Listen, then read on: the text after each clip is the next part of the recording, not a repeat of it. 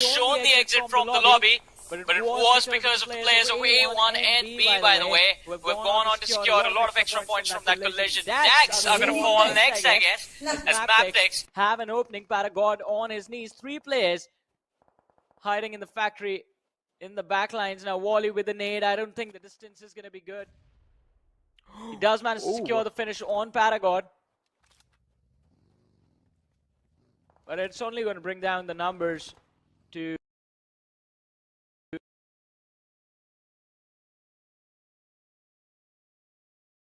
Yeah. Favoring the players of Dax and Godlike Stalwarts. So for now, these two teams are safe, but I would still say Godlike Stalwarts' positioning is not that safe, so they shouldn't peek their heads out just yet. Should try to keep those heads tucked in. DEW, on the other hand, they will now need to battle their way in, and that's what they're exactly trying to do. The circle did sort of shift away from them, but they're finally, slowly and steadily looking to breach inside. Raw might just be the biggest threat here for them. And they do want to take care of that threat first and then maybe try and think of moving in. But other teams now do want a little bit of area control of that one. But are the players of DE Warriors going to let that happen? A1NB against the players of Deadeye Skies, and they're already finding the openings. A1NB so far, the firepower is looking pretty great. They have kept themselves down, but now it's time to unleash all the firepower on the enemy team, and that's what they're exactly doing. The wrath of A1 Esports does seem quite difficult to deal with, especially for the players of Deadeye Skies, but Deadeye Skies reply back even stronger. Oh my goodness, it is looking quite impressive. The players from the side of both DE and the Warriors of this particular game. Look at that, Hitman had the back of Nirzed but fails to connect the shots, and Nirzed is going to punish him quite brutally for that. Just turns around, shoots him in the face and walks away. East on the other side trying to deal with Slipknot.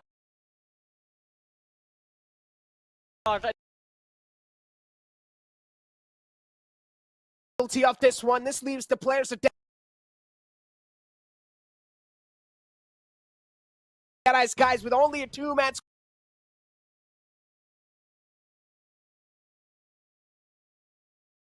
All 4 players still alive in this game. The only team that can stop them now are the players from Godlike Stalwart, but I don't think that's going to happen since DE Warriors, they have forced their way into the zone necro. They have the high ground. The only team, the only way they lose if the zone moves towards where the players of Maptex are. If the zone is going to be out in the open, this game is going in the hands of the Warriors. They definitely do have quite a beautiful wrist to play with. And what is that push? Godlike Stalwart, you guys need to take care of your left lines.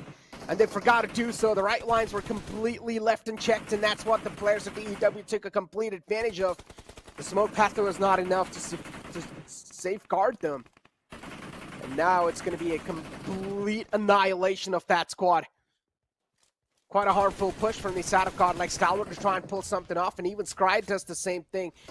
Has nowhere to go, and he will be shut down eventually. Godlike Stalwart out the fray. It seems like the stars are aligned for the players of DEW. Maptex as well. Oh, nice shot from the side of him. But Wally is the only man to go. And it shouldn't be tough, or it shouldn't be difficult at all to take that last man down. An easy clap game for the players of DEW. Yeah, 14 eliminations in this match. A wonderful, wonderful performance. I know it says 13 right now, but trust me, by the time game ends, it is going to be 14. There it is, the 14th finish, and the game is done and dusted. DE Warriors walking away with an impressive win in the first game to the top 2 of this week's ranking. Now, impressive performance. And surprising in the fact that yesterday they were not really having a great day. The best finish they had was a 4th place finish with 5 eliminations to their name. But this time around, I think they played to their strengths. They were constantly running into those 4v4 situations in the early stages, putting up a lot of pressure on the opposition. And I think that is where the players from DE Warriors thrive. That is where they thrive, in fact. When it is up to them to go for the pushes, when they are the ones controlling the momentum, the pace of the team fight, and not the other way around. If it happens the other way around, they just get taken out. They lose 2 players at least. I mean, unfortunately, the players of Godlike Stalwart just ran out of smokes, and Yeah. nothing could be done for them.